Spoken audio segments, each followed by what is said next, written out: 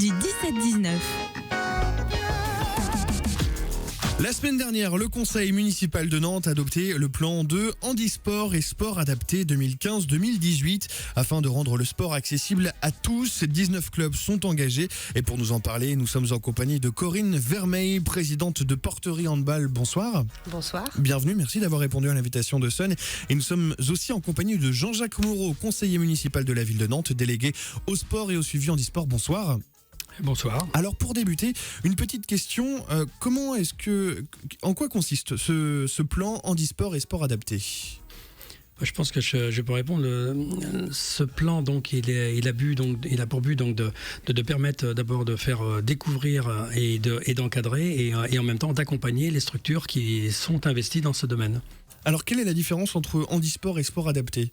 Donc, on est bien sur le sport handisport. L'handisport, on va dire, c'est toutes les personnes qui ont des difficultés moteurs, donc que ce soit par des accidents de la vie ou de naissance.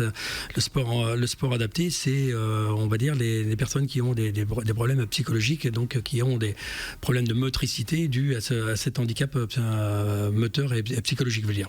Dans quel cadre ce plan a été créé ? C'était un manque de structure d'accueil pour les handicapés et les personnes déficientes ? À l'origine, la ville de Nantes était investie sur un système de plans, donc plan voile, plan handi, plan voile, plan foot, cécifoot. Il y a eu je n'oublie le plan hand aussi. Et à un moment donné, on s'est aperçu qu'il fallait effectivement faire que recenser et aider donc les structures au travers de ce plan handi et plan sport adapté. Alors ce plan, en quoi va-t-il exactement servir aux personnes en situation de handicap qui souhaitent faire du sport finalement ? Donc le but de la ville de Nantes, c'était effectivement d'aider les structures qui sont investies vers ce sport, mais c'était aussi de faire connaître aux personnes qui ne connaissaient pas le sport, alors qu'ils étaient soit avec des difficultés psychiques ou des difficultés motrices, de pouvoir accéder, on va dire, à soit du sport loisir, soit du sport santé, soit du sport de compétition, voire au plus haut niveau, avec des athlètes qui sont qualifiés vers les JO. Donc la ville de Nantes voulait bien accompagner dans l'ensemble de ces domaines, de permettre en fait à rendre le sport accessible pour tous. Il n'y a pas que les gens valides qui peuvent faire du sport. L'ensemble des personnes doivent pouvoir avoir accès à un sport. Alors il s'agit là du contrat cadre numéro 2. Donc, qu'est-ce que contenait le premier finalement ? En fait, le premier, on s'était basé sur une expérience avec des signataires. Il y avait 10 signataires. On a fait des bilans donc sur l'accompagnement qu'a mis la ville par rapport à ces structures, que ce soit des accompagnements financiers, des accompagnements d'outils ou des accompagnements de communication ou sur des manifestations importantes. Et puis donc, on a fait un bilan donc à la fin de ce premier plan, et on s'est dit qu'il y avait des choses qui manquaient un petit peu, d'autres choses qui pouvaient être un petit peu abandonnées. Mais on l'a étoffé et au travers de ce plan, on s'est aperçu qu'effectivement, on pouvait repartir d'accompagner donc sur les clubs sur leurs soucis, leur structure, leur financement, l'aide donc au nombre de licenciés supplémentaires qu'il y avait, et puis en même temps renforcer l'offre au niveau des équipements que la ville met à disposition du sport handi.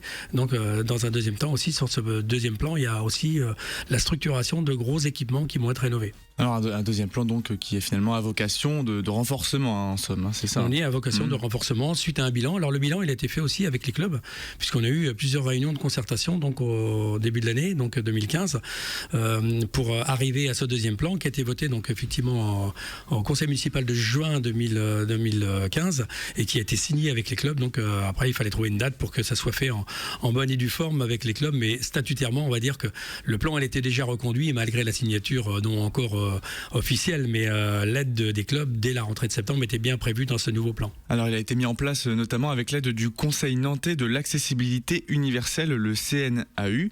Est-ce que vous pouvez nous en dire quelques mots ? Alors le CNAU, c'est donc le Conseil nantais de l'accessibilité universelle.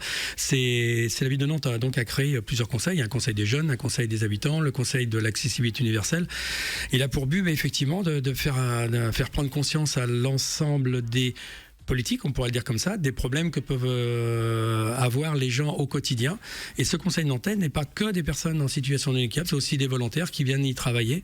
Et donc il y a des réunions régulières donc, pour faire en sorte de voir les lieux, les sites qui pourraient être un petit peu embêtants et à rénover. Et dans le cadre de l'ADAPT, donc du plan adaptation donc, à l'accessibilité universelle qui doit être déposé par les villes, l'expertise des usagers était importante pour la ville, donc la création de ce conseil nantais. Et puis au travers de ce conseil nantais, de faire voir aussi qu'il y a des facettes qui peuvent aussi améliorer la vie du handi ou du sport adapté, donc qui était le sport. Donc qui était une des facettes. Donc on a choisi effectivement de faire la signature de ce plan pendant donc ce conseil nantais qui était la plénière du conseil nantais. Le conseil nantais a plusieurs réunions où il parle donc des infrastructures, des bus, des transports, de toutes les activités. Mais il fallait aussi qu'on puisse répondre aussi à l'accessibilité dans les équipements sportifs et de faire connaître au conseil nantais qu'il y avait une activité qui était le sport et qui était pris en compte. Alors 19 clubs ou sections plus 2 fédérations sont engagés dans ce deuxième contrat cadre. Est-ce que ce sont tous les clubs de la ville ou est-ce qu'il en manque peut-être Non, tous les clubs ne sont pas forcément investis. Il y a aussi beaucoup de clubs qui s'occupent que de sport valide. Mais on a au travers du premier plan vu effectivement qu'il y a eu la création de multisections, donc de sections sport adapté ou sport handi à l'intérieur de sport valide. C'est d'où le passage de 10 à 19 parce que beaucoup sont des sections qui ont été créées au gré du premier plan parce que les clubs se sont aperçus qu'ils avaient besoin aussi de s'ouvrir sur l'extérieur et qu'en même temps ça permettait aux gens qui étaient handicapés, moteurs ou physiques ou psychiques, de rentrer dans une espèce d'avoir une importance dans la société, de se sentir moins isolé, c'est-à-dire sortir les personnes de l'isolement. Le but c'était bien ça, sortir les personnes de l'isolement. Et je pense que les sections donc à l'intérieur d'un club on pourrait le dire omnisport, qu'il soit de la même discipline ou de plusieurs disciplines, c'était bien effectivement d'intégrer les gens à l'intérieur d'une structure, faire reconnaître aux valides qu'il y avait des problèmes pour d'autres personnes et de s'investir pour eux et de faire reconnaître aux autres disciplines au travers d'un sport, d'avoir des images de sportifs de haut niveau, de leur donner envie de faire du sport même s'ils étaient handicapés mentaux ou moteurs. Et ça représente combien de licenciés environ sur ces 19 clubs et sections ? En gros, on était donc sur 622 licenciés. Ça, en gros, on va dire 45-55% entre le sport handi et le sport adapté sur les structures. Et effectivement, au cours du premier plan, c'est plus le sport on va dire handisport qui en a profité, on va dire, parce qu'il a été mieux connu, on va dire, donc, que le sport adapté. Donc dans ce deuxième plan, on a un peu plus d'aide sur le sport adapté par rapport aux moyens à mettre en place sur l'accompagnement, sur les transports, sur des choses qui sont un peu plus terre à terre de fonctionnement de la structure et de l'encadrement, parce qu'il faut beaucoup de monde pour encadrer. Alors que sur l'handi, on est plus sur des considérations de matériel adapté aux difficultés physiques. Et donc on est effectivement sur ces 620-630 licenciés actuellement, mais en même temps, la ville de Nantes offre des activités physiques à plus de 1600 autres personnes non licenciées qui sont soit qui viennent des IME, qui viennent donc de structures et qui participent à des activités principalement sur la base nautique et piscine de la ville de Nantes avec des créneaux bien spécifiques et avec des encadrements qui sont faits dans le cadre des animateurs de la ville. Alors Corinne, vous êtes donc présidente de Porterie Handball, un des clubs qui fait partie, qui profite du moins de ce contrat cadre. Alors déjà, est-ce que vous pouvez nous présenter votre association ? Alors à la base, donc c'est un club de handball et on va dire par mes expériences personnelles, puisque j'ai un jeune autiste de 25 ans à la maison, à qui un jour j'ai voulu faire du sport et je me suis confrontée à beaucoup de problèmes puisque très peu de sport était accessible. Donc finalement il a pu bénéficier dans une association qui existait déjà, qui est plus ou moins pour des personnes en situation de handicap mental ou psychique, qui est l'élan. Il a pu pratiquer de la piscine et des activités motrices. Mais après moi, par mon parcours à moi, qui suis une ancienne handballeuse, avec un fils qui fait toujours du handball, je me suis investie dans le club de hand et plus je montais, plus je me suis aperçue qu'il n'y avait pas de handball qui était pour les personnes en situation de handicap. Il y a bien évidemment un club qui est le club de Saint-Sébastien qui a une section de hand fauteuil, mais au niveau du sport adapté, du hand adapté, il n'y avait rien. Donc je me suis rapprochée de la ville de Nantes parce que tout d'abord notre club est un des signataires du plan hand. Et je me suis dit que ce serait bien de créer une section. Et la ville de Nantes m'a aidée. Alors, ce plan handisport, c'est très important au niveau de la logistique, puisque ça nous permet de trouver des salles et des créneaux, qui sont une denrée rare, parce que tout le monde veut créer des sections et veulent avoir des créneaux pour leurs associations. C'est une aide aussi au niveau des formations, puisque les formations coûtent assez cher, puisqu'il faut beaucoup plus d'encadrants, comme Monsieur Moreau a dit, au niveau du sport adapté que du handisport. Donc il faut payer aussi pour nos bénévoles, qui sont tous des bénévoles, des formations et du matériel un petit peu plus supplémentaire. Voilà. Donc c'est une aide à la logistique qui est très importante. Après, maintenant, je pense qu'on a une section de hand adapté dans notre club qui regroupe 182 licenciés. Nous avons 11 personnes en situation de handicap qui font du hand adapté. Mais comme le disait Monsieur Moreau, ce sont des personnes adultes, et le but du jeu, ce serait de faire que le sport adapté et le handisport puissent être accessibles dès les plus jeunes, pour leur permettre d'avoir une activité sportive régulière, parce que ce qui est bon pour nous l'est aussi pour eux, au niveau de leur santé, et aussi au niveau de la sociabilisation qu'ils peuvent avoir avec l'extérieur, pour pas se sentir isolés et faire vraiment partie de la société, parce qu'ils sont un habitant comme tout le monde, et qu'ils ont le droit de faire du sport comme tout le monde. Et puis alors, en quoi ce plan va-t-il pouvoir vous aider pour la suite ? Alors d'abord au niveau de la logistique, comme je l'ai dit, c'est quand on a vraiment une envie particulière de créer une section, la ville nous donne les moyens de nous mettre à disposition des créneaux qui sont vraiment très importants. Après, comme j'ai dit, surtout sur la formation, la possibilité d'avoir des aides financières pour pouvoir nous payer des formations pour nos bénévoles. Ces formations sont extrêmement chères pour un club, c'est un investissement, et que la ville de Nantes puisse nous aider de ce côté-là, c'est évidemment important, parce que l'argent est toujours le nerf de la guerre, et on en a besoin malheureusement. Et puis c'est aussi le sentiment de faire partie d'un ensemble, et de pouvoir parler avec les autres, et de faire une sorte de mutualisation de tout ce qu'on met en place et de tout ce que la ville de Nantes fait, de se rencontrer entre les clubs, et on a tous des expériences personnelles qui peuvent servir à faire progresser telle ou telle section. Et puis un but du jeu, un but commun, qui est vraiment que tout le monde puisse faire du sport, peu importe le handicap qu'il a. Voilà. Et finalement, Jean-Jacques Moreau, pour après 2018, qu'est-ce qui est prévu ? Déjà, nous, on est, quand on dit bien ce plan numéro 2, c'est bien un accompagnement financier, comme on l'a dit. Donc, il faut le contractualiser, et la contractualisation sur 4 ans, c'est justement la nécessité de planifier ça pour les budgets au niveau de la ville. C'est bien évident, et là, ça fait plus de 60 000 € de planifier par an pendant l'ensemble du cadre du plan.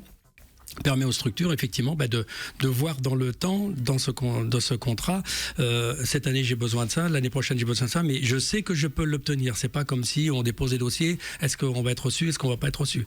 Donc le but, c'est bien un contrat cadre qui permet d'avoir la certitude d'être accompagné dans la limite du possible, en l'étalant dans le temps, et à la ville de le budgétiser de façon correcte, pour faire en sorte que ça soit effectivement pris en compte. Comme je dis, 60 000 € par an. Sur le dernier plan, on était sur 53 000, et donc fatalement, on aura à moderniser, à voir ce qui manque, et on aura l'expérience et l'expertise de clubs nouveaux qui ont signé pour nous dire, peut-être que ça vous l'aider, mais ça sert à rien, mais peut-être que ça, il faudrait y aller, là-dessus.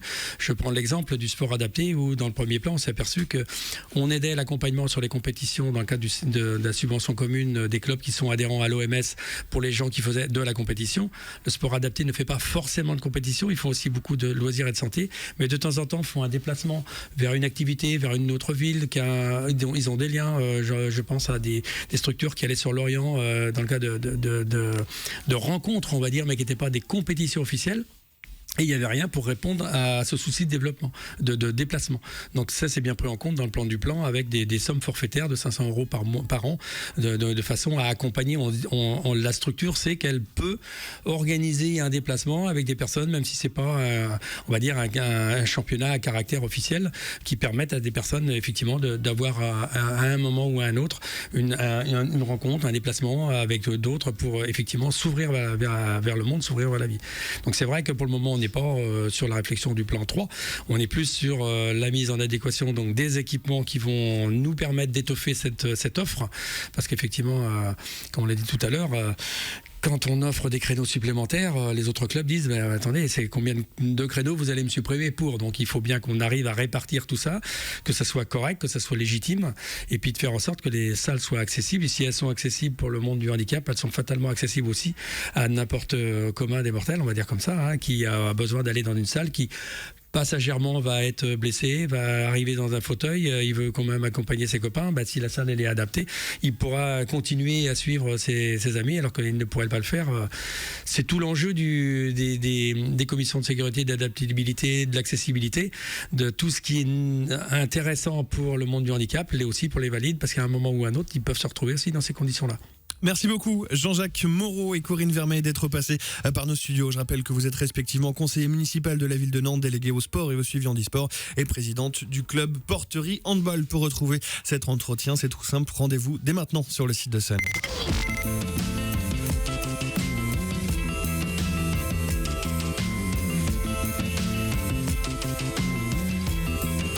Et puis je vous rappelle que Sun, c'est la seule radio de France à vous proposer un service de radio à la demande. Je vous conseille de télécharger dès maintenant l'appli officielle et totalement gratuite de la radio. Grâce à elle, vous pouvez bien sûr choisir vos dédicaces MySun, retrouver tous les podcasts audio et vidéo, mais vous avez aussi accès aux flux spéciaux pour par exemple suivre en intégralité des rencontres sportives ou pour aussi profiter de web radios thématiques comme la radio de Noël. Vous pouvez y retrouver une programmation et des contenus spéciaux préparés spécialement pour l'occasion, une programmation qui met de bonne humeur à toute heure de la journée. Rendez-vous donc dès maintenant sur les sites de Sun, www.lesonic.com ou directement sur l'appli de la radio disponible sur App Store et Google Play. Pour la suite de la musique, We Are Match, juste avant de vous offrir des cadeaux. Restez bien là, on revient juste après ça.